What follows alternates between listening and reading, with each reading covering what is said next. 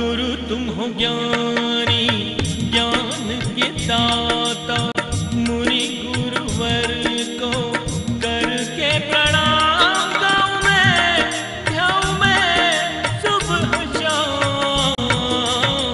तुलक सागर एक नाम एक नाम। मान्यवर, मौत से बच नहीं सकते हो तुम, किसी कीमत पे नहीं बच सकते हो। लाख पुरुषार्थ करना, लाख मेहनत करना, कितना भी भाग दौड़ कर लो, कहीं भी भाग लो, ऑफिस में छुपोगे, कहां जाके छुपोगे बोलिए? जब मौत आएगी ना, कहां जाओगे?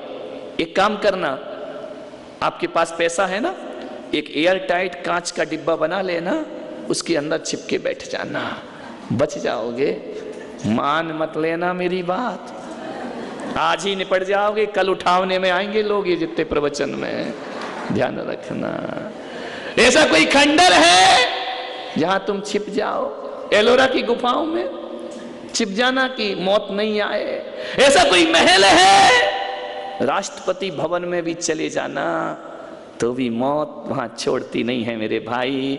एक बात अपनी जिंदगी में याद रखना, ऐसा कोई गुफा या गुप्त स्थान नहीं है जहां मौत का प्रवेश ना होता हो। ध्यान रखिए, कहां भाग कर जाएगा आदमी, हर जगह कहीं भी जा, मौत तेरे सामने खड़ी है। ध्यान रखिए, एक बहुत प्यारी घटना है। यमराज एक राजमहल में आए, क्या देखते हैं? एक झरोखा है, झरोखे पे दो कबूतर गुटरगू कर रहे हैं, घूम रहे हैं, गुटरगू करते जा रहे हैं। यमराज ने देखा, क्या बात है, कबूतर के तो पसीने आ गए। बोले यमराज ने देख लिया। दूसरे कबूतर से पूछा, दूसरा कबूतर भी वकील ही होगा, आजकल वकीलों की कमी थोड़ी है। उसने सलाह ली, उसने पूछा कि वकील साहब, यमराज मुझे देख के मुस्कुराए क्यों? वकील ने कहा रुक जा, फीस लगेगी। वे तो बिना फीस के कुछ नहीं करते हैं। नहीं, अनिल वकील की बात नहीं कर रहा हूं मैं, ध्यान रखिए। यमराज थोड़ी देर बाद लौटे, फिर झरोखा देखा, मुस्कुराए। चुप कबूतर को यमराज ने देखा था, उसने सलाह ली कि यार मुस्कुराए क्यों यमराज मुझे देख के? तो वकील कबूतर ने कहा तेरा नंबर आ गया। बोले आज तेरा काम खत्म, यमराज महल से बाहर लौटेगा, तुझे ले जाएगा। वो तो बोला वकील साहब बचाओ, कैसे भी बचाओ, मैं मरना नहीं चाहता हूं, मुझे थोड़ा और जीवन चाहिए, थोड़ी जिंदगी देखने दो, मुक्त आकाश में उड़ने दो मुझे, इतने जल्दी मैं मरना नहीं चाहता हूं। वकील ने सलाह दे दी कि एक काम कर, तू औरंगाबाद से उड़, इतना उड़ इतना उड़ इतना उड़ कि 2-4 साल तो यमराज को ढूंढने में लग जाए। बोली अच्छा ऐसा है? बोली हाँ, जा उड़ जा। कबूतर की भी मति मारी गई थी, ध्यान रखना। उड़ गया बेचारा पंख फैला के, इतना उड़ा इतना उड़ा इतना उड़ा, पूरी जिंदगी में जितनी उड़ान नहीं भरी होगी, एक दिन में उड़ान भरी। उड़ते उड़ते दिल्ली पहुंच गया है। अब वकील तो दिल्ली पहुंचाएंगे, सुप्रीम कोर्ट, ध्यान रखना, यदि हाई कोर्ट से नहीं निपटा केस तो।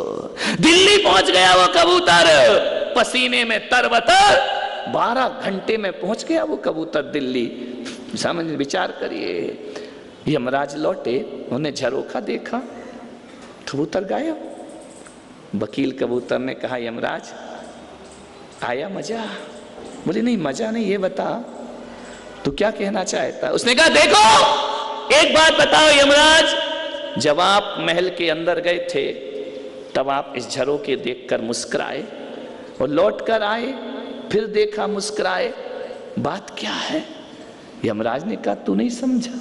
बोले जब अंदर गया था तो मैं तेरा जो दोस्त बैठा था ना, उसे देखकर मैं हंसा था कि थोड़ी देर बाद तो इसे मरना है, और ये पागल कहां गुटरगू करके घूम रहा है मस्ती में, इसे तो अभी मरना है। तो बोले यमराज दोबारा क्यों मुस्कुराए? बोले दोबारा इसलिए हंसी आई कि पागल को दिल्ली में मरना था, खुद उड़ करके चला गया। ध्यान रखना, मेरे रास्ते उसने आसान कर दिए। तू वकील क्या सलाह दे रहा था कि 2-4 साल ढूंढने में लगेंगे। हंसी तो मुझे इस बात की आई थी कि मरना तो तुझे दिल्ली में है, पागल झरोखे में काय को बैठा है, और मैं लौट के नहीं आ पाया, वो पागल उड़ करके दिल्ली पहुंच गया। ध्यान रखिए, अब मेरे रास्ते और आसान हो गए, अब मैं उसे जल्दी से उठा करके ले जाऊंगा। मान्यवर, वो कबूतर कोई और नहीं है, वो कबूतर आप और हम हैं। परेशान हो गए, बीमार हो गए, सांस फूल रही है, अस्पताल ले चलो। अपोलो, कहां ले जाएं? बोले दिल्ली ले चलो। बेका पागल नादान, तू दिल्ली नहीं जा रहा है, मौत तुझे दिल्ली बुला रही है। ध्यान रखना, मौत तुझे कह रही है पागल, औरंगाबाद में पैदा होना है, वो दिल्ली से विदा होना है, चल उड़ करके तू ही आजा। और अब तो औरंगाबाद और दिल्ली फ्लाइट भी शुरू हो गई है, वो 12 घंटे में, तुम 2 घंटे में पहुंच जाओगे। ध्यान रखिए, आ जाओ दिल्ली। एक बात ध्यान रखना, आप नहीं चिल्लाते पलंग पर कि अस्पताल ले चलो, डॉक्टर को बुलाओ, वहां ले चलो। हकीकत में जुबान पर मौत बैठती है और वो कहती है फलाने अस्पताल के अमुक वार्ड के अमुक नंबर के पलंग से तुझे विदा होना है, चल उठ, कहां घर के पलंग पे पड़ा हुआ है। ध्यान रखना, कितना भी भाग लो, कितना भी भाग लो, मौत अपने स्थान पर तुम्हें अपने आप बुला लिया करती है। कहां मरना है यह भी मौत जानती है। कोई जरूरी नहीं है कि जहां पैदा हुए वहीं से विदा हो जाओ। ध्यान रखना, मृत्यु तो जरूर होगी। अब कैसे बचोगे राजेंद्र बाबू? कहां जाओगे भाग के? सोचो जरा, विचार करो। नहीं, राजेंद्र बाबू का मतलब राजेंद्र बाबू नहीं, सारे बाबू। आजकल तो ये प्रचलन हो गया ना है। आजकल, पहले तो पिताजी को बाबू कहते थे, आजकल तो ये पतियों को बाबू कह के बुला रही है। ध्यान रखना, मेरा बाबू, मेरा बाबू। दत्त तेरे की क्या जिंदगी है तुम्हारी? नहीं, बहुएं नहीं कहती मेरा बाबू। मैं तो सोच सोच के हैरान हूँ, बाबू कौन है? बाप, पति बाबू बन गया क्या? विचार करना है, सोचना है। मान्यवर, छोटा बच्चा है तो बाबू, पति है तो बाबू, बाप है तो बाबू। अरे मैंने कहा ये क्या बाबू बाबू लगा रखा है? ध्यान रखना, विचार करना है, आपको सोचना है। मृत्यु तो जरूर आएगी। न मेरा एक होगा, न तेरा लाख होगा। न मेरा एक होगा, न तेरा लाख होगा। न मेरी तारीफ होगी, न तेरा मजाक होगा। मत अकड़ इस शरीर पर इंसान, एक दिन तेरा भी खाक होगा, एक दिन मेरा भी खाक होगा। ध्यान रखना, मौत आए उससे पहले जिंदगी को संभाल लो। क्यों सोचते हो कि मैं मर जाऊंगा तो रिश्तेदार मिलने आएंगे कि नहीं आएंगे? कितने लोग आएंगे? अरे पागल नादान, कौन आएगा? आपसे भी कह रहा हूं, वो तो चलो मर गया बेचारा, तुम जीते जी काहे को मर रहे हो? मैंने कहा एक आदमी कल प्रवचन में नहीं आए, बोले वो एक गया ना, उसके यहाँ गए थे। अरे मैंने कहा पागल, जब था तब चला जाता, मरने के बाद जाके तू कर क्या रहा है वहां पर? ध्यान रखिए, रिश्तेदारों से कहूंगा तुम तब मिलने जाओगे जब वो मिलेगा ही नहीं। मैं पुलक सागर कहता हूं, मरने पे जाओ या ना जाओ, जीते जी गले मिलाओ, जिंदगी तुम्हारी सार्थक और सफल हो जाएगी। मरने के बाद जाके क्या करोगे? ध्यान रखना, विचार करना है आपको। मरने के बाद गुनाह माफ कर देते हो, कहते हो कि मर गया सब भूल जाओ उसकी दुश्मनी को। अरे पागल, मर के भूले तो क्या खाक भूले? जीते जी क्षमा कर देते ना तो महावीर तुम्हारे जीवन में उतर आते, तुम्हारे आचरण में उतर आते। जीते जी क्षमा करने का प्रयास करिए। आप बताइए, मरने के बाद तारीफ करोगे खड़े होकर श्रद्धांजलि है 10 मिनट का? वो भी सब ढोंग धतूरा है और कुछ नहीं है। ध्यान रख, पाखंड है सब।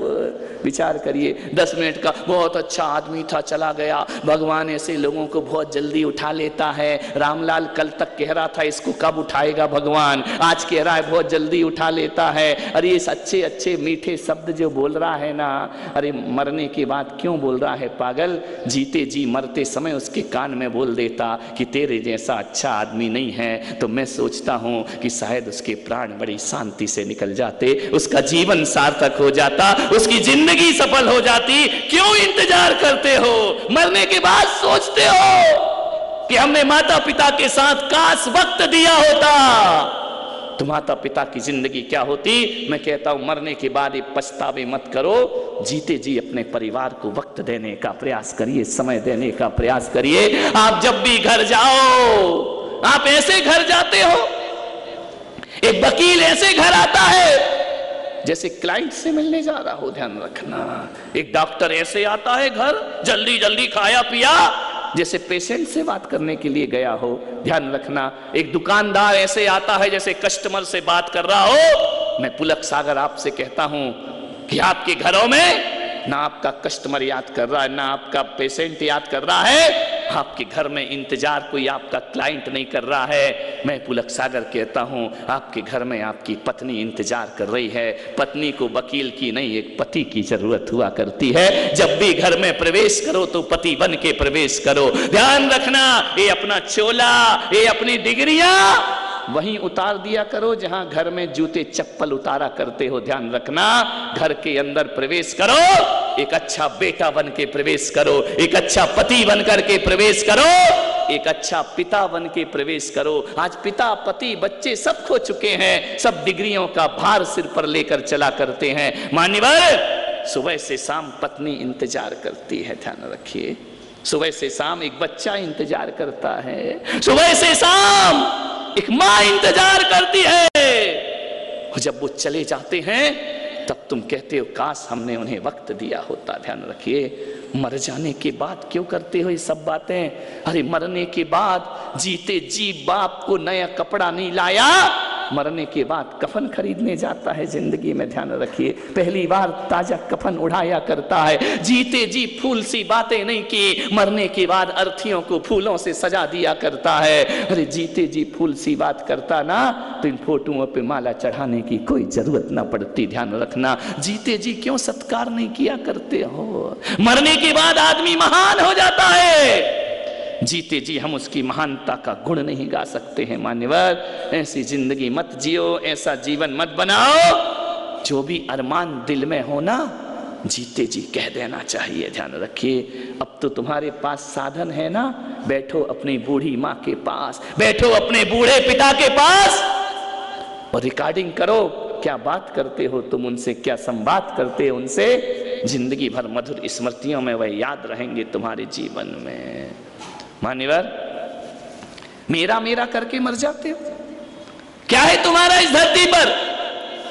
आज घर जाना, जाओगे यहीं बैठोगे, जाओगे ना, एक छिपकली होगी, उससे पूछना, ए छिपकली बहन ये मकान किसका है? छिपकली क्या बोलेगी? माणिक भाव का? किसका बोलेगी? छिपकली पूछ लाएगी बड़े अंदाज में और कहेगी ये मकान मेरा है। विचार करना, घर के किसी कोने में एक चिड़िया ने घोंसला बनाया होगा, पूछना चिड़िया ये मकान किसका है? चिड़िया कहेगी मेरा है। ध्यान रखना, एक चूहे ने बिल बना लिया होगा, उस चूहे से पूछना मकान किसका है, वो चूहा कहेगा मकान मेरा है।